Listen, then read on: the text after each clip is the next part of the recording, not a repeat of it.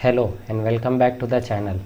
Continue करते हैं question bank series for JEE Main. ठीक है, कॉम्प्लेक्स नंबर पार्ट 2 है ये। ठीक है, इसमें हम लोग न्यूमेरिकल प्रॉब्लम्स ले रहे होंगे। ठीक है, तो पहला सवाल पढ़ लो।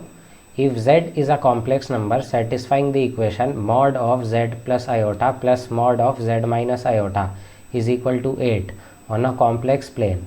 ठीक है, let m small m and capital M be the smallest and the largest value of mod z respectively, then box function of capital M plus small m is equal to। ठीक है, ये बॉक्स फंक्शन दे रखा है। ठीक है, तो जैसे अगर मैं एक्सिस ड्रॉ करूं, ठीक है, तो इसने क्या बोल रखा है कि z कोई कॉम्प्लेक्स नंबर है, जैसे z का डिस्टेंस आयोटा से, mod of z minus iota तो यही रिप्रेजेंट करता है ना z का डिस्टेंस फ्रॉम आयोटा। तो ये पॉइंट है 0 कॉमा आयोटा। ठीक है, कॉम्प्लेक्स प्लेन है ये।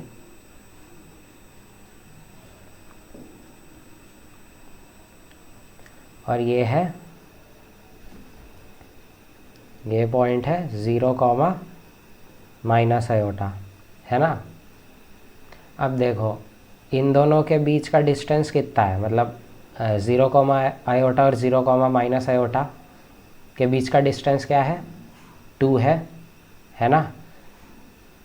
तो z जो है ना इस लाइन सेगमेंट पे तो लाए नहीं करेगा, क्योंकि अगर z इस लाइन सेगमेंट पे, ये जो बीच में इन दो पॉइंट्स के बीच का जो लाइन सेगमेंट है उस पर अगर लाए कर गया तब तो उनके डिस्टेंस का सम 2 आ जाएगा। लेकिन यहाँ तो 8 दे रखा है और 8 एक कांस्टेंट भी है, तो पक्का z कहीं यहाँ रहा होगा या यहाँ रहा होगा, यहाँ और रहा होगा।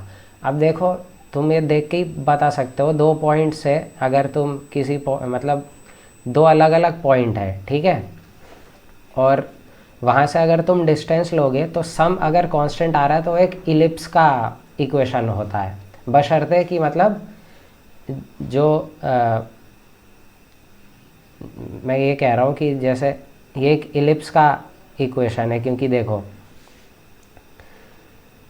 इसका जो डिस्टेंस है यहाँ से उसका सम एक कांस्टेंट है ना, तो ये इलिप्स ही होगा। ठीक है, किस केस में इलिप्स नहीं होता, अगर जो डिस्टेंस है z का आयोटा और माइनस आयोटा, 0 कॉमा आयोटा और 0 कॉमा माइनस आयोटा से अगर डिस्टेंस z का जब सम लेंगे तो अगर 2 के बराबर आ जाता ना तब इलिप्स नहीं आता। अब क्योंकि ये देखो एक कांस्टेंट है तो ये एक इलिप्स का इक्वेशन होगा। ठीक है,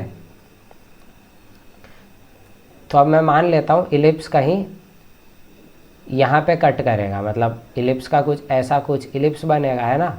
तो मान लेता हूँ इलिप्स कुछ यहाँ पे कट करेगा, तो इसको मैंने मान लिया कुछ b मान लो। ठीक है, तो z यहाँ पे ज़रूर लाए करेगा, क्योंकि लोकस तो एक इलिप्स आएगा ना, तो z तो कहीं भी घूम सकता है, तो z यहाँ भी आएगा कभी ना कभी। तो इसका कोऑर्डिनेट कैसे आएगा, देखो यहाँ से यहाँ तक का डिस्टेंस कितना है, b-1 है ना, इतना 1 है तो इतना b-1 होगा, और ये भी 1 है। अच्छा, अब देखो यहाँ से लेकर यहाँ तक अगर मैं z मान रहा हूँ यहाँ पे कहीं पे है, तो यहाँ से लेकर यहाँ तक कितना डिस्टेंस है, b-1 है, तो b-1 लिख लिया, प्लस इस पॉइंट से कितना डिस्टेंस है इस z का, देखो b-1 प्लस 1 प्लस 1 है ना, ये 1 है और ये 1 है, तो b-1 प्लस 1 प्लस 1 है ना, इज इक्वल टू कितना दे रखा है, 8 दे रखा है ना। तो यहाँ से b 4 आ जाएगा, b 4 आ गया, तो मतलब ये जो कोऑर्डिनेट है ये 0,4 आयोटा होगा, है ना।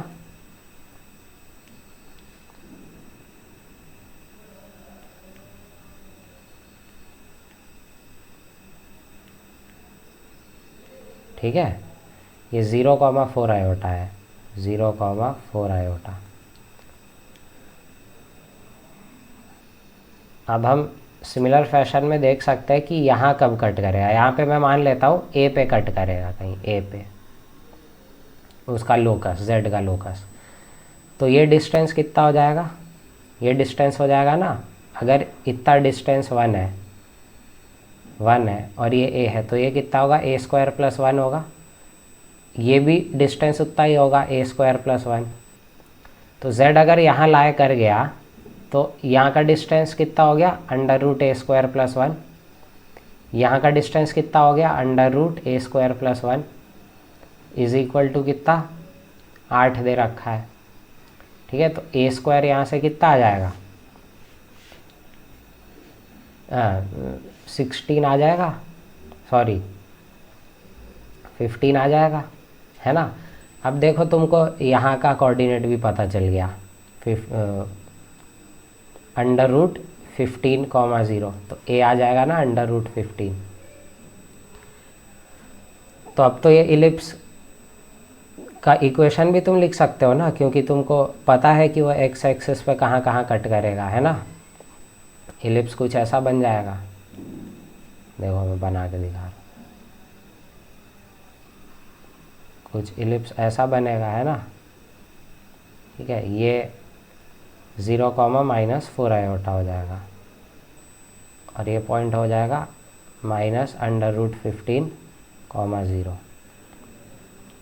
ठीक है, तो अब इलिप्स का इक्वेशन कैसे लिखोगे, इस इलिप्स का इक्वेशन, इस इलिप्स का इक्वेशन ऐसे लिख सकते हो, x square upon a square, a square क्या, इतना डिस्टेंस रूट 15 है उसका square, plus y square upon इतने का डिस्टेंस, तो कितना आ जाएगा 16 इज इक्वल टू 1। ये इलिप्स का इक्वेशन आ गया।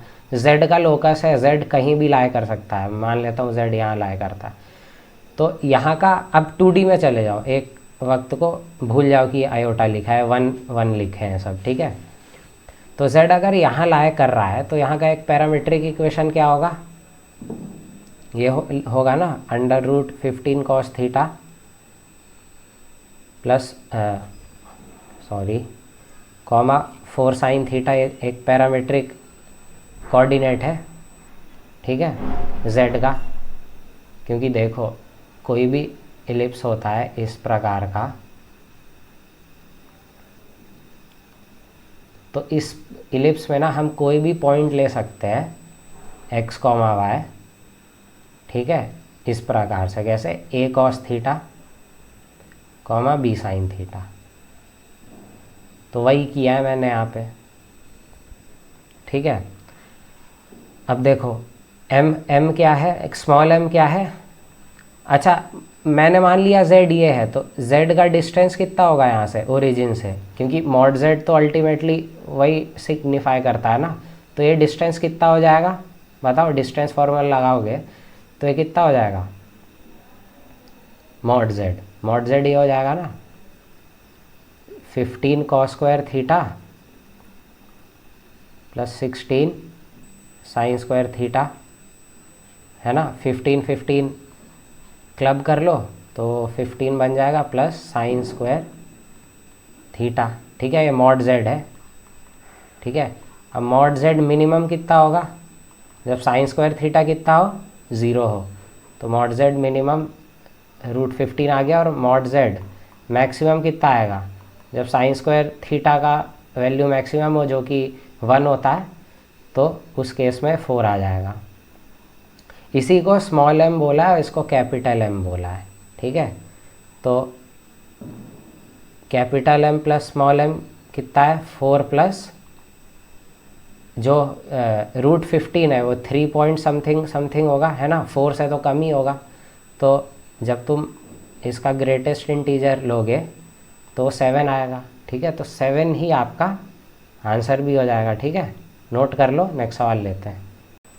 नेक्स्ट सवाल पे आता है, let alpha be a complex number such that mod of alpha is equal to 1 if the equation alpha z square plus z plus 1 has a purely imaginary root then tan square argument of alpha is equal to a plus root b by c where a b c are co-prime natural number।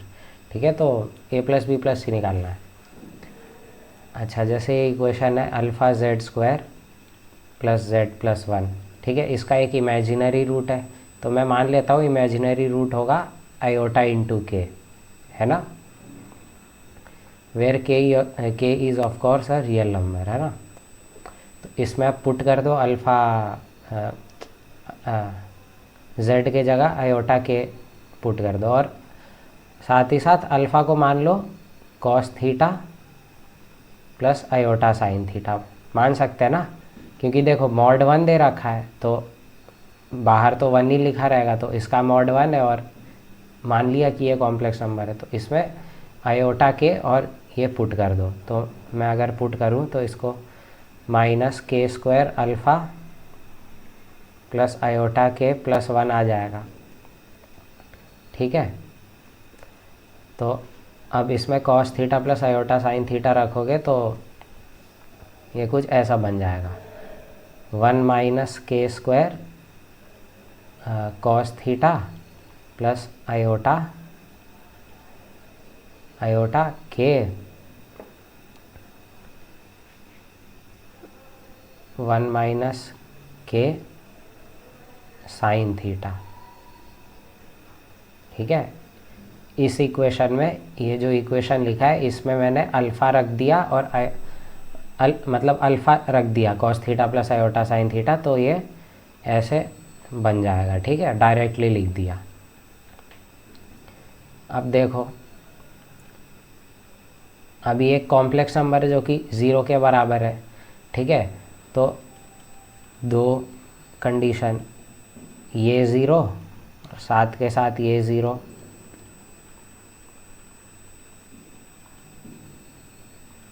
है ना।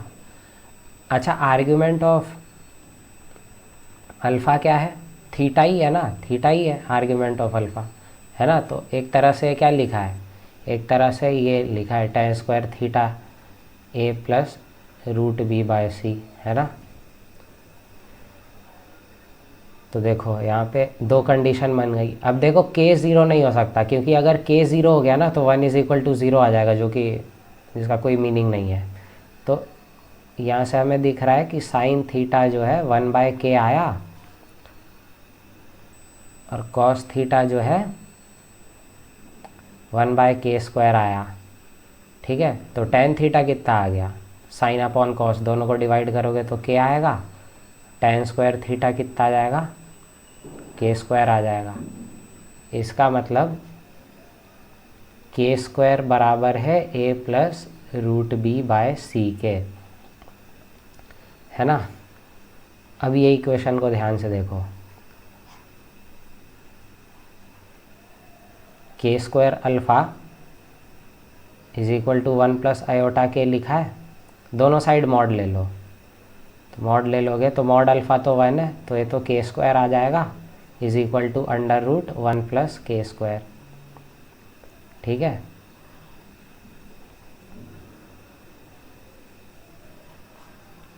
तो k का power 4 =1 plus k² आ गया, तो k का power 4 minus k² plus 1 -1 = 0, तो k² कितना आ जाएगा, 1 प्लस √5/2। माइनस वाला रिजेक्ट हो जाएगा, क्यों, क्योंकि अगर माइनस ले लिया ना तो ये पूरा क्वांटिटी माइनस हो जाएगा और k² तो कभी नेगेटिव वैल्यू अटेन नहीं कर सकता, है ना, क्योंकि स्क्वायर है ना। तो k² आ गया 1 प्लस √5/2, यही चाहिए था, k² ही तो चाहिए था। तो a plus b plus c, a कितना आ गया, a1 आ गया, b 5 आ गया और c 2 आ गया, को प्राइम भी है सभी, ठीक है। तो a प्लस बी प्लस सी कितना आ गया, 8 आ गया, ठीक है। नोट कर लो, नेक्स्ट सवाल लेते हैं। नेक्स्ट सवाल पे आते हैं। Let a = summation of tan square r π/17, ठीक है। r varies from 1 to 8 and b is pi, मतलब प्रोडक्ट है tan स्क्वायर r π/17 का, देन a/b = ठीक है। तो आई थिंक तुमने किया होगा, है ना, ये बता ही देते हैं मतलब कि कैसे निकाला जाता है tan के स्क्वायर का, मतलब ये सब प्रॉब्लम कैसे किया जाता है, मतलब किताबों में तो नहीं मिलेगा लेकिन बता दिया जाता है कोचिंग में। तो इसको ऐसे कर सकते हो तुम कि जैसे 17 है ना नीचे, तो जैसे ही 17 है तो तुम कंसिडर करो इसको 17 थीटा को। 17 है ना नीचे, देखना उससे होगा क्या। इसको तुम लिख सकते हो cos 17 theta plus iota sign 17 theta, है ना। ठीक है। अच्छा, तुम इसको ये भी लिख सकते हो एक तरह से e का पावर आई थीटा का पावर 17, है ना, ये लिख सकते हो, जिसको तुम ऐसे लिख सकते हो। ठीक है, इस पूरे का पावर 17। ठीक है, तो अगर देखो अब क्या करो,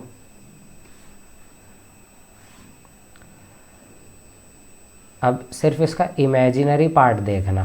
ठीक है, इमेजिनरी पार्ट अगर तुम देखोगे इस पूरे का, ठीक है, cos theta plus iota sine theta का पावर 17 है, इमेजिनरी पार्ट देखोगे ना, तो बाइनोमियल थ्योरम से इसको एक्सपेंड करो। तो बाइनोमियल थ्योरम में इमेजिनरी पार्ट कब आएगा, ऑल्टरनेट आएगा ना। देखो जब तुम 17c1 करोगे तो जो पीछे है उस पर पावर 1 चढ़ेगा, है ना, सॉरी यहाँ प्लस आएगा, तो जो पीछे वाला है उस पर पावर 1 चढ़ेगा तो आयोटा प्रोड्यूस होगा, तो वो इमेजिनरी पार्ट ही रह जाएगा। ठीक है, तो पहला टर्म ये आ गया 16 थीटा, ठीक है, और यहाँ पे साइन थीटा। ठीक है, फिर अगला इमेजिनरी पार्ट कब आएगा, जब पावर 3 जाएगा इस पे, क्योंकि जब पावर 3 जाएगा तब तो माइनस आयोटा बनेगा, तो दूसरा इमेजिनरी पार्ट ये होगा कॉस का पावर 14 हो जाएगा और साइन क्यूब। फिर अगला जब पावर 5 चढ़ेगा, तो पावर 5 क्या होता है, आयोटा का पावर 5 आयोटा होता है, तो प्लस के साथ ही ये आएगा। ये ऑल्टरनेट प्लस माइनस समझ में आ रहा है ना, क्यों, जब 1 चढ़ेगा तब आयोटा प्लस आयोटा, जब 3 चढ़ेगा तो आयोटा का पावर 3 क्या होता है, माइनस आयोटा होता है, तो माइनस के साथ। ठीक है, केवल इमेजिनरी पार्ट लिख रहा हूँ इसका मैं। ठीक है,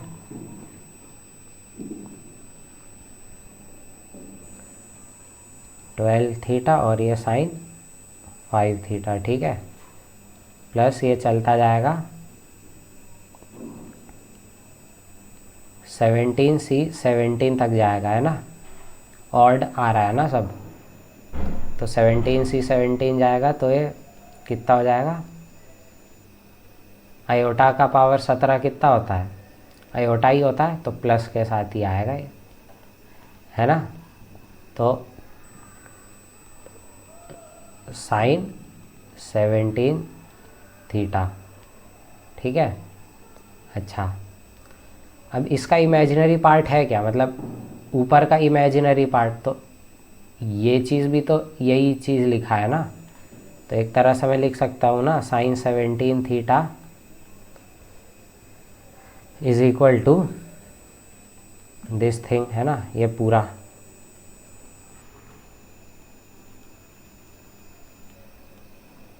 -17c3,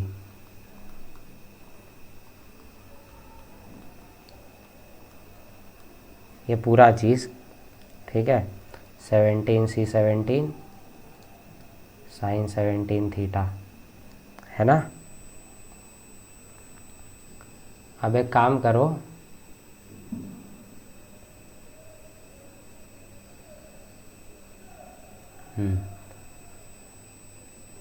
कॉस का पावर 17 थीटा कॉमन ले लो, देखो उससे होगा क्या, साइन 17 थीटा, कॉस का पावर 17 थीटा कॉमन लेना है, तो कॉस का पावर 17 थीटा कॉमन ले लिए। ठीक है, तो अंदर क्या बनेगा, 17c1 tan थीटा -17c3। अब 17 पावर कॉमन लियो तो नीचे में 17 मतलब 3 cos क्यूब थीटा बनेगा ना, तो ये tan क्यूब थीटा हो जाएगा। ठीक है, प्लस 17c5 tan 5 थीटा, ऐसा जाता जाएगा, प्लस 17c17 tan 17 थीटा। ठीक है, ये समझ में आ गया। अच्छा, अब क्या करो, tan थीटा भी कॉमन ही ले लो, पहले ही ले लेना चाहिए था। tan theta cos 17 theta. ठीक है, तो ये 17c1 minus 17c3 tan square theta plus 17c5 tan का पावर 4 जाता जा रहा है 17c17 tan का पावर 16 थीटा। ठीक है, अब उसने देखो सवाल में क्या दे रखा है कि थीटा क्या है, r पाई बाय 17 है। when theta is r pi by 17 then sine, तो उससे क्या होगा, साइन 17 थीटा क्या होगा, साइन r पाई होगा ना, r उसने स्पेसिफाई किया होगा कि एक वो है, अच्छा नहीं दिया, r एक इंटीजर है। ठीक है, स्पेसिफाई करना चाहिए था। ठीक है, r एक इंटीजर है। ठीक है, तो जब r पाई होता है तो ये 0 होता है। ठीक है, तो इसमें थीटा को ये डाल दो, तो थीटा अगर डाल दोगे तो ये तो 0 आ जाएगा। ठीक है, और इसको कुछ मान लो लैम्डा होगा, कुछ तो वैल्यू देगा ना ये, मतलब tan r पाई बाय 17 कुछ वैल्यू होगा और cos r पाई बाय 17 का पावर 17 कुछ वैल्यू देगा। ठीक है, ये है 17c1, उल्टा करके लिख लो इसको, 17c17 tan का पावर 16 r पाई बाय 17। ठीक है, माइनस 17c15 आएगा, है ना, tan का पावर 14 r पाई बाय 17। ठीक है, प्लस जाता जाएगा, ख़त्म कितने पे होगा, 17c1 पे। ठीक है, उल्टा करके बस लिख दिया है। ठीक है, अच्छा अब एक काम करो, देखो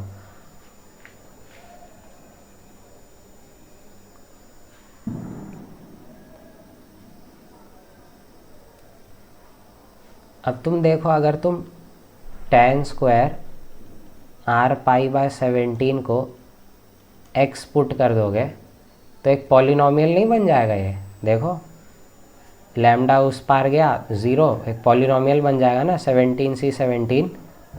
इसको लिख सकते हो x का पावर 8 माइनस 17c15 x का पावर 7 प्लस 17c13 x का पावर 6, ऐसा जाता जाएगा 17c1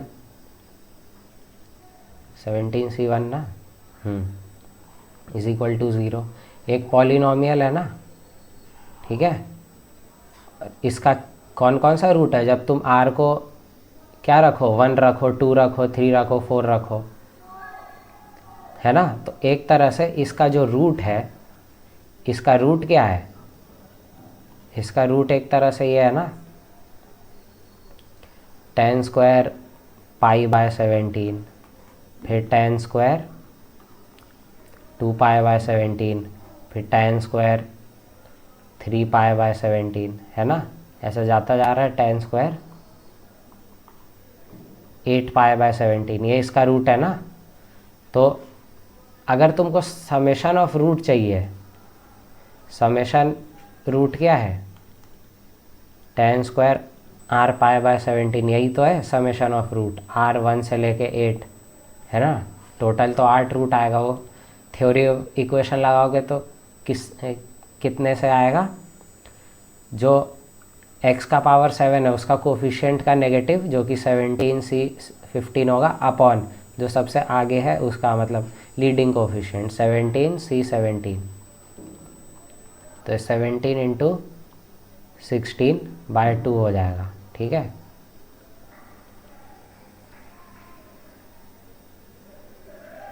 तो ये 136 आ जाएगा। ठीक है,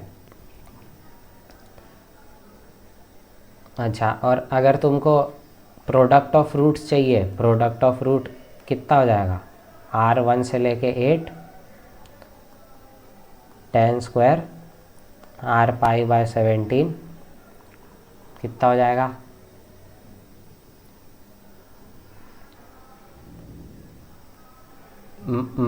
माइनस जैसे यहाँ पे, जैसे देखो, हाँ मैं ये कह रहा था कि जब तुम इस पॉलिनोमियल का मतलब प्रोडक्ट ऑफ रूट निकालना चाहोगे तो ऐसा आएगा ना, लास्ट जो है कोफिशिएंट वो अपॉन पहला कोफिशिएंट, तो सिंपली 17 आ गया ना, और ये शायद ए दे रखा था, पहला वाला सिग्मा वाला ए दे रखा था और ये बी दे रखा था। ठीक है, तो A/B सिंपली आ जाएगा 8, है ना, तो 8 आपका आंसर है। नोट कर लो, नेक्स्ट सवाल लेते हैं। नेक्स्ट सवाल पे आते हैं। Consider the set A which contains Z belong to complex number such that Z is equal to x minus 1 plus iota x, where x is a real quantity. Find the number of complex numbers Z, और Z और A में belong कर रहा है, such that mod Z is less than equal to ये mod of omega for all omega in A। ठीक है, अच्छा, मॉड Z स्क्वायर निकाल लो एक बार, तो मॉड Z स्क्वायर कितना हो जाएगा, ये हो जाएगा, है ना। अब इस इनइक्वालिटी के हिसाब से ये चीज़ है, मतलब ये चीज़ भी ट्रू है। ठीक है, अब इसका मतलब क्या है, देखो जो ये चीज़ है ना, जो मॉड Z का जो स्क्वायर है वो लेस देन है मॉड ओमेगा के मॉड के स्क्वायर के, और ओमेगा भी ना A में ही बिलोंग कर रहा है, तो ओमेगा भी अगर कुछ भी होगा ना तो वो इसी फॉर्म का कॉम्प्लेक्स नंबर होगा, क्योंकि उसने दे रखा है ना for all omega belong to A, तो कोई भी ओमेगा होगा ना वो इसी फॉर्म का होगा, जो Z जिस फॉर्म का है ना उसी फॉर्म का। तो मैं मान लेता हूँ ओमेगा कुछ है P-1 प्लस आयोटा P, है ना। अब चूँकि मॉड Z स्क्वायर ये कंडीशन दे रखा है, इसका क्या मतलब है, इसका सिंपली ये मतलब है ना,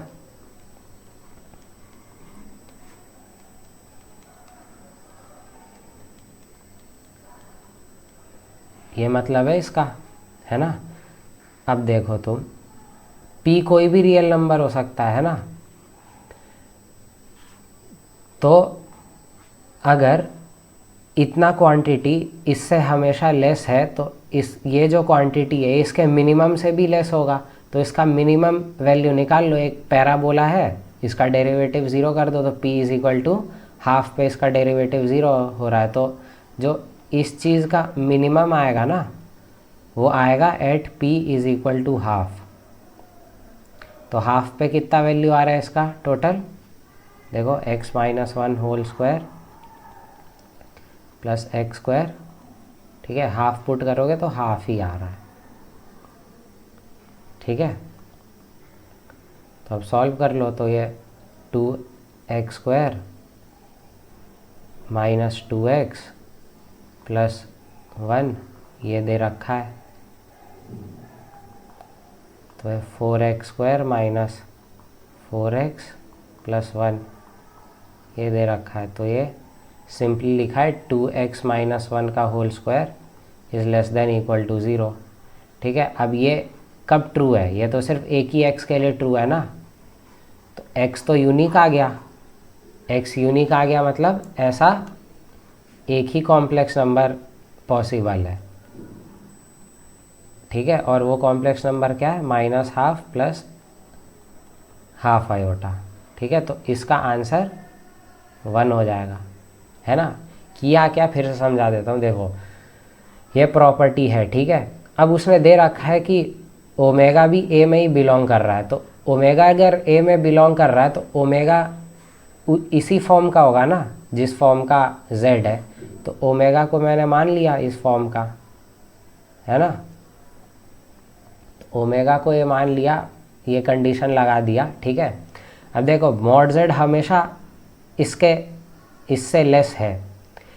पी तो कोई भी रियल नंबर हो सकता है ना, क्योंकि वो तो ए में मतलब यहाँ पे दे रखा है एक्स बिलोंग टू रियल, तो पी भी बिलोंग टू रियल होगा। अगर ये इससे हमेशा लेस है तो इसके मिनिमम वैल्यू से भी लेस होगा, तो इसका मिनिमम वैल्यू मैंने निकाल लिया, P is equal to half पे आएगा, डेरिवेटिव 0 कर दो तो, ठीक है। तो हाफ पे इसका वैल्यू हाफ आता, ये सब लगाया, एक्स हाफ आ गया उससे, तो एक रेंज नहीं आया एक्स का, एक पर्टिकुलर यूनिक वैल्यू आ गया ना, क्योंकि स्क्वायर हमेशा 0 से कम थोड़ी हो सकता है, 0 के बराबर हो सकता है। तो x एक यूनिक आ गया x का वैल्यू, तो अगर यूनिक आ गया तो सिर्फ एक ही ऐसा z पॉसिबल है, ठीक है। नोट कर लो, नेक्स्ट सवाल लेते हैं। नेक्स्ट सवाल पे आते हैं। Let z belong to complex number with real part of z is greater than 1, then mod of 1 upon z minus half is less than l, find the smallest value of 12। 12 नहीं आएगा यहाँ पे, l आएगा। 12 का smallest value पता नहीं क्या होता है, ठीक है। तो स्मॉलेस्ट वैल्यू ऑफ l पूछा है, ठीक है। अच्छा, ये जो एक्सप्रेशन है ये लिखा है ना, अब l का स्मॉलेस्ट वैल्यू निकाले या इस एक्सप्रेशन का मैक्सिमम वैल्यू निकाले, सेम बात है ना। क्योंकि देखो l का जो भी मिनिमम वैल्यू होगा, कुछ होगा मिनिमम वैल्यू, अगर ये जो एक्सप्रेशन है, जो इतना एक्सप्रेशन लिखा है, अगर वो l के मिनिमम वैल्यू से भी कम हुआ, मतलब मिनिमम वैल्यू l का कुछ होगा, अगर ये एक्सप्रेशन जो है वो उसके मिनिमम वैल्यू से कम हुआ, तो वो इसका मैक्सिमम वैल्यू भी तो वही होगा ना, l का मिनिमम इज इक्वल टू इसका मैक्सिमम, है ना। तो बस इसका मैक्सिमम वैल्यू एक तरह से निकाल दो, ठीक है। तो हमें क्या फाइंड करना है, to find maximum of this 1 upon z minus half, ठीक है। अच्छा, मैं मान लेता हूँ y है कुछ, इसका क्या, इसका मैक्सिमम वैल्यू ये फाइंड करना है। मैंने मान लिया कि कुछ y होगा, लेट, ठीक है। तो y square, capital Y square कितना हो जाएगा। अब देखो इसका जब स्क्वायर करोगे तो मैं ऐसे लिख रहा हूँ, दिस थिंग इनटू इसके बार का मल्टीप्लिकेशन, ठीक है। ये लिखा है, ठीक है। ये कर रहा हूँ मैं, 1 अपॉन z माइनस हाफ का जो स्क्वायर है ना, इसको ऐसे लिख लिया, ये चीज़ इनटू इसके बार से मल्टीप्लाई, ठीक है, वही चीज़ लिखा है। तो कैपिटल Y स्क्वायर कितना हो जाएगा, 1 अपॉन मॉड z स्क्वायर, ठीक है, minus half mod z square into z plus z बार, ठीक है, प्लस 1/4, ठीक है। थोड़ा सिंप्लीफाई करके लिख दिया। अच्छा, z को मैं मान लेता हूँ x प्लस आयोटा y, है ना। तो यहाँ से कॉमन आ रहा है ये चीज़, 1 minus z plus z bar by 2, ये लिखा है, प्लस 1/4,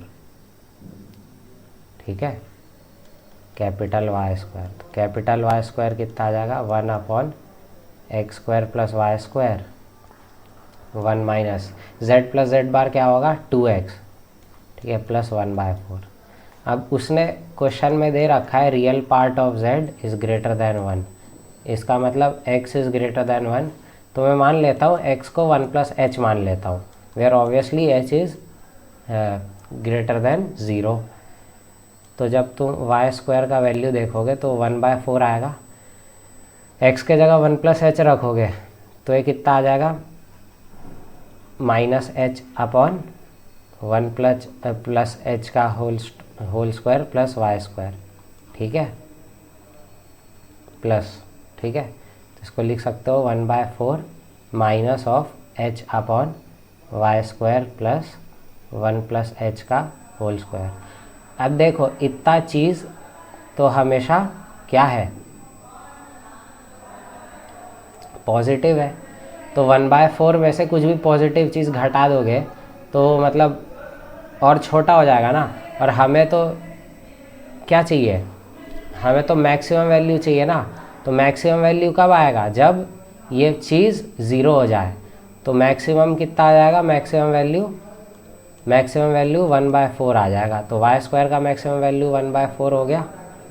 ठीक है, सॉरी मैक्सिमम ऑफ दिस को वाई नहीं लेट करते, इस एक्सप्रेशन को ना, इस एक्सप्रेशन को ई लेट कर लो। तो ये सब ई स्क्वायर है। ठीक है, तो ई स्क्वायर कुछ ऐसा आएगा। ठीक है, अब ई का अगर मैक्सिमम वैल्यू चाहिए तो मैक्सिमम वैल्यू कब आएगा, जब इतना पोर्शन ज़ीरो हो जाए, क्योंकि इतना पोर्शन तो पॉजिटिव है ना। 1/4 में से घटा दोगे तो वो छोटा ही हो जाएगा। तो मैक्सिमम ऑफ ई कितना हो जाएगा, maximum of E 1/4 E square, sorry maximum of E square 1/4 हो जाएगा। तो मैक्सिमम ऑफ ई कितना हो जाएगा, 1/2 हो जाएगा। और हमें यही चाहिए था, मैक्सिमम ऑफ दिस। तो मैक्सिमम ऑफ दिस कितना हो गया, हाफ हो गया। अब इसका जो मैक्सिमम है, ठीक है, वो एल का मिनिमम होगा। ठीक है, तो आंसर आपका हाफ ही हो जाएगा। ठीक है, नोट कर लो। नेक्स्ट सवाल लेते हैं। नेक्स्ट सवाल पे आते हैं। If z + 1/z is equal to √3 then हमें ये फाइंड करना है। तो z + 1/z √3 दे रखा है। ठीक है, तो z² - √3z + 1 ये है। तो z यहाँ से निकाल लो, एक काम करो। तो √3 प्लस माइनस कितना, √-1/2। तो मतलब ये एक तरह से √3/2 प्लस माइनस i/2 है, जिसको हम लिख सकते हैं e का पावर i प्लस माइनस π/6, ऐसा लिख सकते हैं। ठीक है, तो क्लियरली मॉड z कितना है, 1 है ना। अब देखो जो सिग्मा के अंदर दे रखा है उसका क्या मतलब है, z r + 1/z r है। ठीक है, तो अब मॉड z अगर 1 है तो ये भी क्या होगा, अच्छा इसके स्क्वायर पे फोकस करो। तो इसका स्क्वायर क्या होगा, ये होगा 1/z² + 2 ये होगा। ठीक है, पूछा है ये r1 से 5, इसका मतलब 2 + 2r + 1/z2r ये पूछा है। तो इसको क्या लिख सकता हूँ मैं, 2 कितने बार आएगा, 5 बार आएगा। तो 10 + सिग्मा r इज़ 1 से 5 z² + 1/z²r। ठीक है ये। अब देखो, अब अगर मॉड z 1 है तो z² का मॉड कितना होगा, 1 होगा। इसका मतलब z² इंटू z² का बार भी 1 होगा। मतलब 1/z² को लिख सकता हूँ z² का बार, ऐसा लिख सकता हूँ ना। तो ये जो लिखा है एक्सप्रेशन, ये एक तरह से लिखा है ना, z² को तो z² लिख दिया, इतने को ये लिख देता हूँ z² का बार, है ना, जो कि हो जाएगा 2 टाइम्स 2 बाहर आ जाएगा, रियल पार्ट ऑफ z²r। ठीक है, अब देखो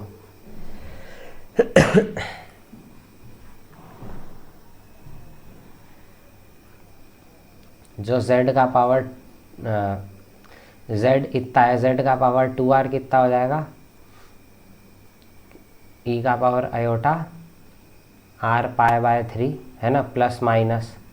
अब जब तुम रियल पार्ट लोगे z के पावर 2r का, तो तुम प्लस लो माइनस लो कोई फ़र्क नहीं पड़ेगा, क्योंकि कॉस में जाएगा ना, तो ये कितना हो जाएगा, कॉस आर पाई बाय 3 है ना। तो बस ये पुट कर दो यहाँ पे, तो एक तरह से क्या लिखा है, 10 + 2 टाइम्स ऑफ आर 1 से लेके 5, ये कॉस आर पाई बाय 3।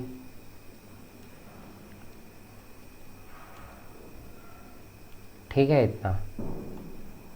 तो अब इसको लिख दो वापस, इसको थोड़ा मैं यहाँ लिख देता हूँ। तो 10 + 2, ठीक है, 1 रखो, तो cos pi by 3 plus cos 2 pi by 3 plus cos pi plus cos 4 pi by 3 plus cos 5 pi by 3। ठीक है, अब इसको देखो, इसको देखो, आर्ग्यूमेंट कितना है, अगर ये पाई बाय 3 है तो यह 5 पाई बाय 3, इसका जो आर्ग्यूमेंट है और इसका आर्ग्यूमेंट है, सम क्या है, सम देखो 2 पाई है, तो अगर मैं इसको थीटा बोलूँगा ना, तो ये हो जाएगा 2 पाई माइनस थीटा। ठीक है, जो कि अल्टीमेटली ये कॉस थीटा ही लिखा है। तो इसको मैं फिर से ऐसे लिख सकता हूँ ना, 2 कॉस ऑफ, ये भी कॉस थीटा है, ये भी कॉस थीटा है, पाई बाय 3। सिमिलरली तुम देखो, अगर इसको मैं 5 बोलूँ तो ये 2 पाई माइनस 5 लिखा है, देखो, तो ये भी 2 कॉस 2 पाई बाय 3 हो जाएगा। ठीक है, और ये तो -1 है ही सही। ठीक है, अब देखो ये कैंसिल हो जाएगा, तो सिंपली हो जाएगा 10 - 2 जो कि 8। ठीक है, तो 8 आपका आंसर है ना। नोट कर लो, नेक्स्ट सवाल लेते हैं। नेक्स्ट प्रॉब्लम पे आते हैं। If z is the imaginary 5th root of unity, then इस एक्सप्रेशन का वैल्यू निकालना है। अगर 5th रूट ऑफ यूनिटी है z, इसका क्या मतलब है, z की पावर 5 = 1 है। ठीक है, इसका मतलब हम z की पावर 4 को लिख सकते हैं 1/z। तो जहाँ जहाँ z का पावर 4 है ना, वहाँ पे 1/z सब्सटीट्यूट कर दो। तो देखो, जो ये पहला टर्म है, इसको उठा रहा हूँ। ठीक है, इसको देखो, z की पावर 4 को लिख दिया 1/z प्लस ऐसा लिख दिया, तो आ गया 1/1 + z आ गया। ठीक है, ये पहला टर्म है। दूसरा टर्म क्या है, ठीक है, ये पहला टर्म है ना, इसमें दूसरा टर्म ऐड करोगे तो 1/1 + z प्लस z/1 + z, तो ये तो 1 आ गया। ठीक है, तो जो इतने का वैल्यू है ये = 1 है। ठीक है, अब देखो, अब इस टर्म को देखो, इसमें भी 1/z पुट कर दो। ठीक है, तो 1/z पुट कर दिया, z + 1/z। ठीक है, जो कि बन जाएगा 1/1 + z²। अब इसको थर्ड टर्म के साथ जब ऐड करोगे तो 1/1 + z² प्लस z²/1 + z², ये भी 1 आ गया। तो जो इतने का वैल्यू है ये भी 1 है। ठीक है, 1 + 1 कितना होता है, 2 होता है, तो 2 आपका आंसर हो जाएगा। ठीक है, नोट कर लो, नेक्स्ट सवाल लेते हैं। नेक्स्ट सवाल पे आते हैं। Let a z1 b z2 z3 z4 be vertices of a square satisfying these conditions, then ये। ठीक है, तो देखो इसका क्या मतलब है,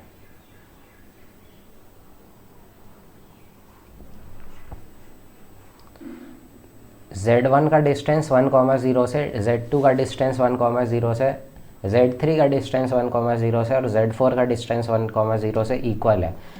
तुमको नहीं लगता जो 1,0 है वो पॉइंट ऑफ इंटरसेक्शन ऑफ क्या, डायगोनल है। अगर 1,0 यहाँ पे है और z1 z2 सबका डिस्टेंस अगर इक्वल है, ठीक है, इसको अगर मैं z1 बोल दूँ, इसको z3 बोल दूँ, ठीक है, तो ये डिस्टेंस और ये डिस्टेंस, ये दोनों इक्वल है ना, और स्क्वायर दे रखा है, तो ये मतलब साफ ही दिख रहा है कि मतलब डायगोनल का इंटरसेक्शन पॉइंट है। और अगर मैं Z2 को यहाँ मान लूँ, Z4 को यहाँ मान लूँ, ठीक है, तो ये डिस्टेंस भी इसके बराबर है, ठीक है, Z4 लिखा है, तो एक स्क्वायर, तो ये एक स्क्वायर बन रहा है, ठीक है, एक स्क्वायर बन गया। अब देखो Z1 प्लस Z3/2 कितना है, 1 है ना, क्योंकि ये एक्स एक्सिस मतलब रियल एक्सिस पे ही लाई कर रहा है, ठीक है, तो 1, तो Z1 प्लस Z3 कितना हो गया, 2 हो गया। सिमिलरली Z2 प्लस Z4 भी कितना हो जाएगा, 2 हो जाएगा। तो सबका समेशन कितना हो जाएगा, 4 हो जाएगा, ठीक है, नोट कर लो। नेक्स्ट सवाल लेते हैं। नेक्स्ट सवाल पे आते हैं। If the imaginary part of 1 minus iota की power n into 1 plus iota की power n be negative where n belongs to natural number and n is less than 100, then if the sum of all possible values of n is alpha, find the value of alpha by 5, ठीक है। तो इसका imaginary part निकाल लो, ठीक है। तो 1 plus iota z है, तो इसका बार कितना होगा, 1 माइनस आयोटा होगा। तो ये क्या लिखा है एक तरह से, z बार का पावर n इंटू z, तो ये तो रियल क्वांटिटी है, इसका इमेजिनरी पार्ट कहाँ से आएगा, क्योंकि 1 प्लस आयोटा अगर z है तो 1 माइनस आयोटा z बार होगा। तो ये जो एक्सप्रेशन लिखा है एक तरह से z बार का पावर n लिखा है ना, तो रियल क्वांटिटी है। हाँ, यहाँ पे सवाल में मिस्टेक था, ये डिवाइड में है, ठीक है, तो अब कर लो। तो z दे रखा है 1 minus iota upon 1 plus iota, इसका पावर n दे रखा है, ठीक है। तो 1 minus iota upon 1 plus iota को ना रैशनलाइज कर लो, 1 माइनस आयोटा और 1 माइनस आयोटा से वो मल्टीप्लाई करके, तो ये कितना बन जाएगा, -2 आयोटा अपॉन 2, ठीक है, तो ये माइनस आयोटा होगा। तो z जो लिखा है ना वो माइनस आयोटा का पावर n लिखा है, ठीक है। तो और इमेजिनरी पार्ट क्या चाहिए, नेगेटिव चाहिए, ठीक है, नेगेटिव चाहिए इमेजिनरी पार्ट। देखो n को अगर तुम 1 डालोगे तो माइनस आयोटा देगा, ठीक है, ये इमेजिनरी पार्ट -1 है तो नेगेटिव, तो ये एक्सेप्टेबल है। n को 2 डालोगे तो फिर तो एक रियल क्वांटिटी आ जाएगा, उसका मतलब नहीं है। n को जब तुम 3 डालोगे तो कितना आ जाएगा, आयोटा आ जाएगा, लेकिन इसका इमेजिनरी पार्ट तो पॉजिटिव है, तो ये रिजेक्ट हो जाएगा। n को 4 डालोगे तो अगेन 1 आ जाएगा, एक रियल क्वांटिटी आ जाएगा, ठीक है, तो काम का नहीं है। फिर n को जब 5 डालोगे तो वापस माइनस आयोटा आ जाएगा। तो अब देखो, क्योंकि आयोटा अब 4 के बाद रिपीट ही होगा, तो जो n इज इक्वल टू 1 पे है ना, वो n इज इक्वल टू 5 पे भी आएगा। देखो ये काम का नहीं है, ये काम का नहीं है, ये भी काम का नहीं है। n इज इक्वल टू 1 काम का है, n इज इक्वल टू 5 काम का है, ठीक है, और 4 के बाद अब ये रिपीट ही होगा। तो n का कौन कौन सा वैल्यू पॉसिबल है, 1, 5, 9, 13 ऐसा जाता जाएगा, है ना, अप टू 100, ठीक है। तो अब सम निकालना है हमें, 1 + 5 + 9 + 13, ठीक है, और 100 से कम जो भी है। तो इसका जनरल टर्म लिख लो। देखो जनरल टर्म कैसे लिखेंगे, देखो गैप कितने का है, 4 का गैप है, तो इसके जनरल टर्म में 4r तो ज़रूर आया होगा। अगर 4 का गैप है तो 4r आया होगा, ठीक है। अच्छा, अब इसमें ऐसा तुम क्या घटाओगे या जोड़ोगे, r को अगर तुमको बेसिकली 1 + 5 + 9 चाहिए ना, तो तुमको ये चाहिए r = 1 से लेके जितना भी टर्म होगा। देखो 4 का गैप है तो 4r तो ज़रूर रहा होगा इसमें, इसके जनरल टर्म में। और तुम इसमें क्या जोड़ो क्या घटाओ कि जब तुम r को 1 रखोगे तो पहला टर्म मिले, तो 3 घटा दोगे तो बात बन जाएगा ना, क्योंकि r को 1 रख दिए तो 1 रख दिए r को, तो आउटपुट इसका 1 आ जाएगा जो कि 1 चाहिए। 2 रखोगे तो 5 आएगा, ठीक है। अब देखो 100 से कम चाहिए, तो आर की जगह क्या ऐसा वैल्यू रखे कि मतलब 100 से जस्ट कम आ जाए। तो 25 दिख रहा है, ठीक है। तो हमें इतना ये इसका वैल्यू चाहिए। तो ए पी है 1 + 5 + 9, ऐसा है जाता जा रहा है कहाँ तक, 97 तक, है ना। तो जोड़ दो, टोटल टर्म्स कितनी है, 25 है, n/2 first term plus last term, first term plus last term 98।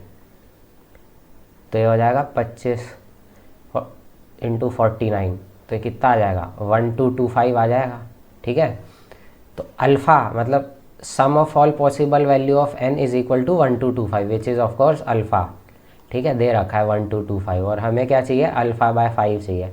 तो α/5 कितना जाएगा, 245 आ जाएगा, ठीक है। तो 245 आपका आंसर हो जाएगा, ठीक है। नोट कर लो, नेक्स्ट सवाल लेते हैं। नेक्स्ट सवाल पे आते हैं। If mod of z - iota is less than equal to 2 and z0 is equal to 5 + 3 iota, then the sum of maximum and minimum value of iota z + z0 is equal to, ठीक है। तो पहले तो ये बना लेते हैं, ये बोल क्या रहा है, ठीक है। देखो z का जो डिस्टेंस है आयोटा से वो लेस देन इक्वल टू 2 है। तो एक सर्कल बनेगा, ठीक है, सर्कल बनेगा जिसका सेंटर होगा 0, आयोटा पे, अगर ये कॉम्प्लेक्स प्लेन है तो, ठीक है। तो एक सर्कल में बना लेता हूँ।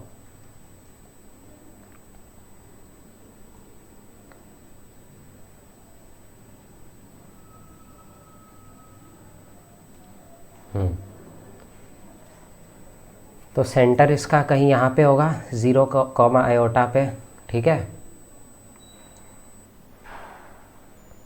आयोटा है, ठीक है।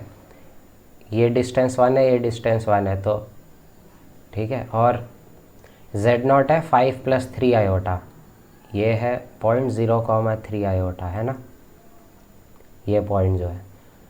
और z0 कहीं यहाँ लाया करेगा, z0, ठीक है, जो कि है 5, 3 आयोटा, ठीक है। अच्छा, और z कहाँ लाया कर रहा है, z इस सर्कल के अंदर कहीं भी लाया कर सकता है, ठीक है।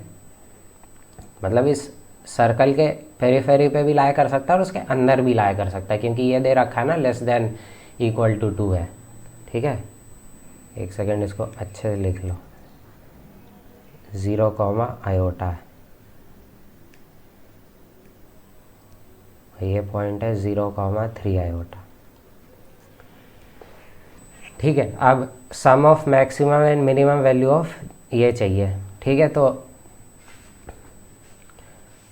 आयोटा z लिखा है ना ये, तो z कहीं भी लाए करेगा, तो आयोटा से मल्टीप्लाई कर दिया मतलब 90 डिग्री घुमा दिया, ठीक है।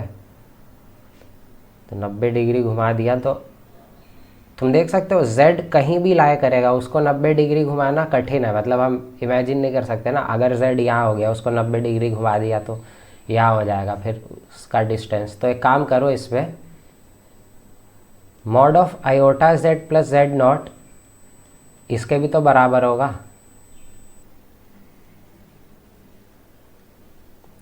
है ना, क्योंकि मॉड ऑफ आयोटा तो 1 होता है। तो अगर तुम उसको उसके ही मॉड से मल्टीप्लाई कर दोगे तो मॉड पे थोड़ी कुछ फ़र्क पड़ेगा। तो mod of iota z + z0 को मैं लिख सकता हूँ ना, आयोटा को अंदर ले जाओ तो ये बन जाएगा आयोटा z - z, ये बन जाएगा, जो कि इक्वल है z0 आएगा यहाँ पे, z - आयोटा z0, है ना, क्योंकि mod of z is equal to mod of -z होता है ना, मॉड ऑफ z बराबर मॉड ऑफ -z होता है ना। तो वही किया है, इसको अगर कोई कॉम्प्लेक्स नंबर मान लोगे तो उसका नेगेटिव का भी मॉड इतना ही होगा, ठीक है। तो अगर हम ये क्वांटिटी निकाल लें तब भी क्वेश्चन सॉल्व हो जाएगा, क्योंकि आंसर पे फ़र्क थोड़ी पड़ेगा। अभी ये चीज़ और ये चीज़ तो बराबर है ना, तो एक काम करते हैं, इसको निकाल लेते हैं, ठीक है। अब देखो, जो आयोटा z0 है आयोटा जेड नॉट कितना होगा, आयोटा जेड नॉट अगर तुम करोगे आयोटा से मल्टीप्लाई कर दोगे तो -3 + 5 आयोटा आ जाएगा, ठीक है। हाँ तो -3,5 कहीं यहाँ लाया करेगा, -3,5 इस पॉइंट का डिस्टेंस फ्रॉम z, z कहीं यहाँ पे लाया करेगा कहीं पे भी, है ना। तो तुम देखो z कहीं यहाँ पे लाया कर रहा है सर्कल के अंदर में कहीं भी, और पॉइंट है -3,5, तो इसका मैक्सिमम मिनिमम डिस्टेंस कितना होगा, मिनिमम डिस्टेंस तो इतना होगा ना, या अगर z जो है वो इस पेरीफेरी पे लाया कर जाए तो मिनिमम डिस्टेंस तो इतना ही होगा। तो ये कैसे आएगा, देखो ये 0,1 है, ठीक है। ये पॉइंट है ना सेंटर, जो सर्कल का सेंटर है वो 0,1 है। 0,1 का डिस्टेंस इस पॉइंट से टोटल कितना है, मैं बोल रहा हूँ 0,1 का डिस्टेंस -3,5 से कितना है, 5 के बराबर है ना। इस दोनों के बीच का जो डिस्टेंस है वो कितना है, 5 के बराबर है ना। डिस्टेंस फॉर्मूला लगा लो, √9 + 16 है ना, 5 आ जाएगा। तो इतना जो डिस्टेंस है सेंटर से, और मतलब 0,1 से और -3,5 से, वो डिस्टेंस 5 के बराबर है। और ये रेडियस कितना है, रेडियस 2 के बराबर है। तो इतना डिस्टेंस कितना हो गया, इतना डिस्टेंस 3 हो गया, है ना। तो minimum value of iota Z plus Z not कितना आ गया, 3 आ गया। अब अगर तुमको मैक्सिमम चाहिए तो मैक्सिमम कब आएगा, जब जेड नॉट कहीं यहाँ होगा, है ना। तो कितना आएगा, 3 + 2 + 2 जो कि है 7। तो maximum value of iota Z plus Z not का जो मॉड है, इसका मैक्सिमम वैल्यू कितना आएगा, 3 + 2 + 2 7, ठीक है। सम पूछा है मैक्सिमम और मिनिमम का, तो मैक्सिमम मिनिमम का सम कितना आ गया, सम 10 आ गया, ठीक है। तो 10 आपका आंसर है, नोट कर लो। नेक्स्ट सवाल लेते हैं, नेक्स्ट सवाल पे आते हैं। If the number of solutions of the equation z⁻² 2017 is equal to p z bar where p is a non zero given complex number is equal to n, then find n-2000, ठीक है। Simple problem है, standard है, ठीक है। तो equation ये दे रखा है, ठीक है। दोनों साइड अगर तुम मॉड ले लोगे, जो कि साफ साफ भी दिख रहा है, एक सॉल्यूशन तो मतलब दिख रहा है z = 0 है। इसको ऐसे देख सकते हो कि दोनों साइड मॉड ले लोगे तो ये कुछ ऐसा बन जाएगा, मॉड p × मॉड z, है ना। z बार के मॉड को मॉड z ही लिख दिया, तो यहाँ से मॉड z एक 0 आ गया ना, एक सॉल्यूशन, है ना। तो एक सॉल्यूशन तो आ गया z = 0, ठीक है। अगर मॉड z 0 नहीं हुआ, ठीक है, जैसे इसको ऐसे लिख लो, ठीक है। अगर तुम मॉड z कॉमन ले लोगे तो ये बन जाएगा mod z⁻² 2016 minus this thing, है ना। ये है एक सॉल्यूशन तो आ गया z = 0, ठीक है। इसको काउंट कर लेता हूँ +1, ठीक है। एक सॉल्यूशन आ गया। अगर मॉड z 0 नहीं हुआ, इसका मतलब mod z⁻² 2016 is equal to mod p है ना। अब देखो, अगर ये केस हुआ, जैसे केस 1 तो था मॉड z बराबर 0, मतलब z बराबर 0 केस 1, केस 2 ये है, ठीक है, ये केस 2 है। अगर z 0 नहीं हुआ तो ये चीज़ ट्रू होगा, है ना। अगर ये चीज़ ट्रू है तो इक्वेशन पे वापस जाओ, जो इक्वेशन दे रखा है, ये दे रखा है ना। दोनों साइड क्या करो, z से मल्टीप्लाई करो। z से क्यों मल्टीप्लाई करो, क्योंकि देखो z से मल्टीप्लाई करोगे तो यहाँ पे मॉड z का स्क्वायर बन जाएगा। z से मल्टीप्लाई करोगे तो 2018 आ जाएगा, और p × z बार कितना होगा, मॉड z का स्क्वायर। मॉड z का स्क्वायर कितना होगा, देखो z⁻² 2018 is equal to p × mod z का स्क्वायर कितना होगा, मॉड p का पावर 1/, 1008 है ना। देखो मॉड z का पावर 2016 p के बराबर है, दोनों साइड अगर 1008 पावर तुम चढ़ा दोगे मतलब डिवाइड में, तो ये जेड स्क्वायर बन जाएगा और ये मॉड p 1/1008 1008, ठीक है। तो वही चीज़ लिखा है। अब देखो इसका कितना सॉल्यूशन आएगा यहाँ से तो यार ये तो बेसिक है ना, यहाँ से तो 2018 सॉल्यूशंस आएंगे है ना, और यहाँ से एक सॉल्यूशन तो आया ही है, तो टोटल सॉल्यूशन कितना हो गया, टोटल सॉल्यूशन कितना हो गया 2019 हो गया है ना, जो कि n के बराबर है उसने बोल रखा है। तो n माइनस 2000 कितना हो जाएगा 19 हो जाएगा। तो 19 आपका आंसर है, नोट कर लो। नेक्स्ट सवाल लेते हैं। नेक्स्ट सवाल पे आते हैं। There is a complex number z with imaginary part 164 and a positive integer n such that z upon z plus n is equal to 4 iota, find n। ठीक है, तो सिंपल सवाल है ये। z upon n plus z दे रखा है 4 iota के बराबर। तो अगर तुम z इवेल्यूएट करो तो ये कुछ ऐसा आएगा।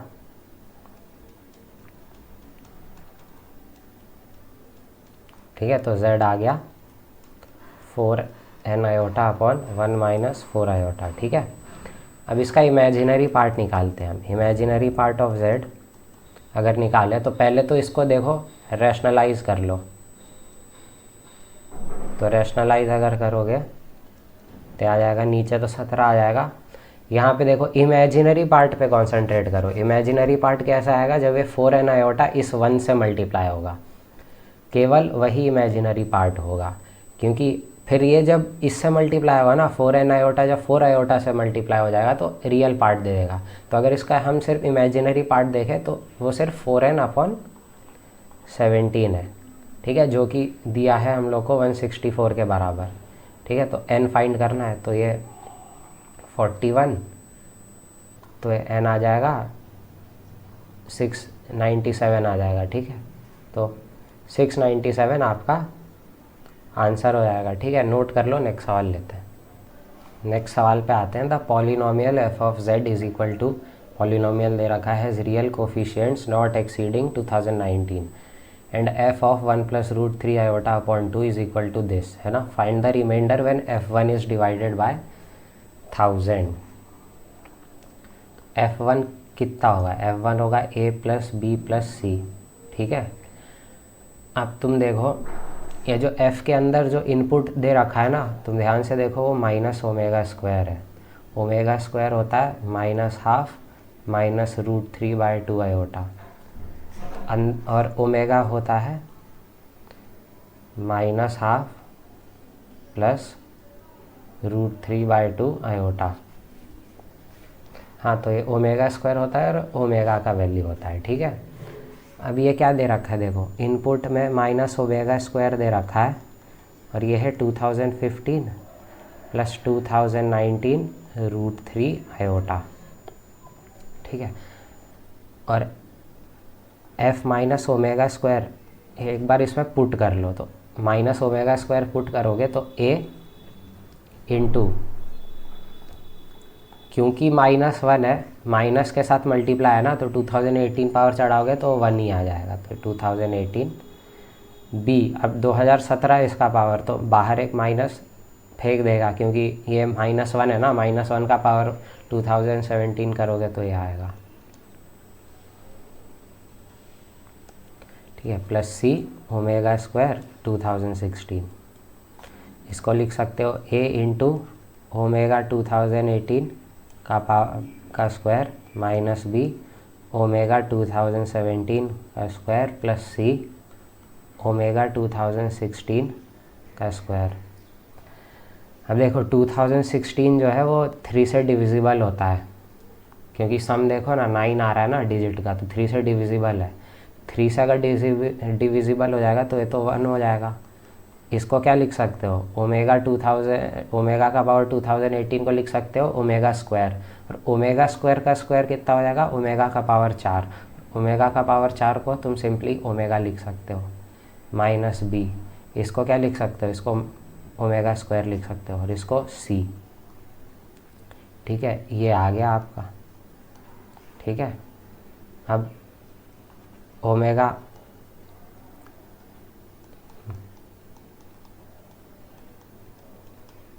ठीक है, ये माइनस बी ओमेगा स्क्वायर कितना होता है, minus half minus √3/2 iota plus c. ठीक है, तो अब इमेजिनरी पार्ट कलेक्ट कर लो, रियल पार्ट कलेक्ट कर लो। ठीक है, तो minus half a plus half b, ठीक है, प्लस सी, ये रियल पार्ट हो गया, plus iota √3/2 a plus b √3/2। ठीक है, ये f of minus omega square आ गया, जो कि दे रखा है किसके बराबर है, 2015 प्लस 2019 √3 आयोटा के। कंपेयर कर लो, तो पहले इमेजिनरी पार्ट कंपेयर करो, तो इमेजिनरी पार्ट कंपेयर करोगे तो a plus b √3/2 imaginary part किसके बराबर होगा, 2019 √3 के। तो यहाँ से आ जाएगा a plus b is equal to 2 times of 2019। अब देखो a is equal to b is equal to 2019 आएगा इसका सॉल्यूशन। क्यों? क्योंकि सवाल में अगर तुम ध्यान से पढ़ो तो रियल कोफिशिएंट है नॉट एक्सीडिंग 2019। ठीक है, कोई भी ए और बी में से कोई भी 2019 से बड़ा नहीं होना चाहिए, और वो सिर्फ तभी पॉसिबल है जब दोनों 2019 हो। क्योंकि अगर एक मतलब अगर कोई कोफिशिएंट मान लो 2018 हो गया ना, तो दूसरे कोफिशिएंट को क्या होना पड़ेगा, 2020 हो जाएगा, तो वो कॉन्ट्राडिक्ट हो रहा है ना, क्योंकि दोनों 2019 से छोटा होना चाहिए। देखो इसको ऐसे समझो, ए प्लस बी जो है वो 2 टाइम्स ऑफ 2019 दे रखा है। उसने ये बोला है कि ए भी 2019 से ज़्यादा नहीं होना चाहिए और बी भी 2019 से ज़्यादा नहीं होना चाहिए। तो इसका सम जो है इस इनइक्वालिटी से लिख सकता हूँ ना ये चीज़। अब क्योंकि इक्वालिटी होल्ड कर रहा है तो वो सिर्फ 2000 तभी इक्वालिटी होल्ड कर रहा है, मतलब ए और बी जब 2019 रहा होगा ना दोनों, तभी पॉसिबल है। ठीक है, तो a is equal to b is equal to 2019 आ गया। ठीक है, अच्छा, तो अब देखो अगर ए बी इक्वल आ गया तो ये कैंसिल हो जाएगा, है ना, सी बचेगा, सी बराबर 2015 आ गया यहाँ से, सी बराबर 2015। ठीक है, तो और क्या दे रखा है, F1 डिवाइडेड बाय 1000। F1 क्या था, F1 ए प्लस बी प्लस सी था, है ना, मतलब 2019 मतलब 2019 प्लस 2019 प्लस 2015, इसको किससे डिवाइड करना है, 1000 से, तो रिमाइंडर कितना आएगा, सिर्फ मतलब तुम अगर यही दो का सम कर लोगे तो आंसर आ जाएगा। तो कितना हो जाएगा, 60 - 7 53, तो 53 आपका आंसर हो जाएगा। रिमाइंडर जब 1000 से तुम इसको डिवाइड करोगे तो 53 आपका आंसर है। नोट कर लो, नेक्स्ट सवाल लेते हैं। नेक्स्ट सवाल पे आते हैं। A function f is defined on complex number by fz is equal to a plus iota b into z where a and b are real number. This function has the property that image of each point in the complex plane is equidistant from that point and the origin. Given that mod of a plus iota b is equal to 8 and that b square is equal to m by n where m and n are relatively prime positive integers, find m plus n। ठीक है, तो language है बस। ठीक है, सवाल तो बहुत ही सिंपल है। देखो बोल क्या रखा है, प्रॉपर्टी क्या है, इमेज ऑफ ईच पॉइंट। कोई पॉइंट है, मान लो z0 कोई पॉइंट है, ठीक है, इमेज क्या होगा इस पॉइंट का, इस फंक्शन में अगर डालोगे तो कुछ आउटपुट होगा, आउटपुट को ही तो इमेज बोलते हैं। तो इमेज क्या होगा, image is simply f of z0, जो कि कितना होगा a plus iota b into z naught, ठीक है, ये इमेज है, ठीक है। एक पॉइंट को मैंने माना है जेड नॉट कोई पॉइंट है, वो ये प्रॉपर्टी होल्ड करता है, इमेज ये है, दिस इमेज, ये जो है ये इमेज आया, ये भी एक कॉम्प्लेक्स नंबर होगा, this image is equi distant from that point, कौन सा पॉइंट, जेड नॉट से, इसका जो डिस्टेंस है जेड नॉट से वो बराबर है किसके, ये जो इमेज है ना इसका यहाँ इस जेड नॉट से डिस्टेंस कितना होगा, mod of a plus iota b into z not minus z not, ये डिस्टेंस होगा ना, इस पॉइंट का डिस्टेंस फ्रॉम दिस इमेज, यही तो दिया ना, image of each point in complex number is equi distance from that point, तो इस दो पॉइंट के बीच का डिस्टेंस ये होगा इज इक्वी डिस्टेंट, मतलब इसका जो डिस्टेंस है जेड नॉट से वो इक्वल है किसके, ओरिजिन से इक्वी डिस्टेंट है, मतलब इसका जो डिस्टेंस है ना ओरिजिन से वो इसके बराबर है, सिंपली इसके कहने का ये मतलब है, ठीक है। ये बात दिया ना, फिर से एक बार बता देता हूँ, property that image of each point, ये इमेज आ गया, is equi distant from that point, तो उस पॉइंट से हमने ये डिस्टेंस निकाल लिया, वो इक्वी डिस्टेंट है, मतलब इक्वल है वो distance from that point and the origin, इसका डिस्टेंस ओरिजिन से ये आ जाएगा, ठीक है। तो a plus iota b minus 1 ये चीज़ लिखा है is equal to a plus iota b z not, ये लिखा है, ठीक है, दोनों साइड से जेड नॉट उड़ गया, ए प्लस आयोटा बी का मॉड कितना दे रखा है, 8 दे रखा है, तो ये 8 और ये ए माइनस 1 प्लस आयोटा बी का मॉड, ठीक है, दोनों साइड स्क्वायर कर दो, स्क्वायर कर दोगे तो a minus 1 square plus b square is equal to 64 आ जाएगा।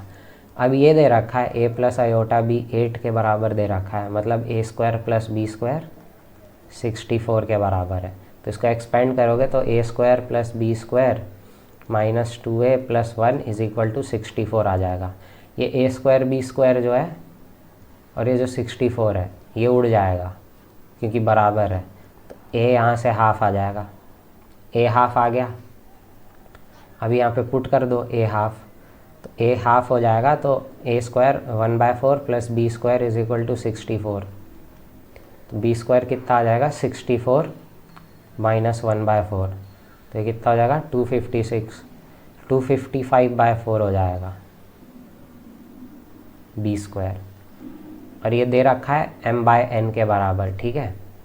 क्या पूछा है, रिलेटिवली प्राइम, और ये रिलेटिवली प्राइम भी है दोनों, तो m प्लस n कितना हो जाएगा, m प्लस n आपका सिंपली 259 हो जाएगा, ठीक है, 259 आपका आंसर है।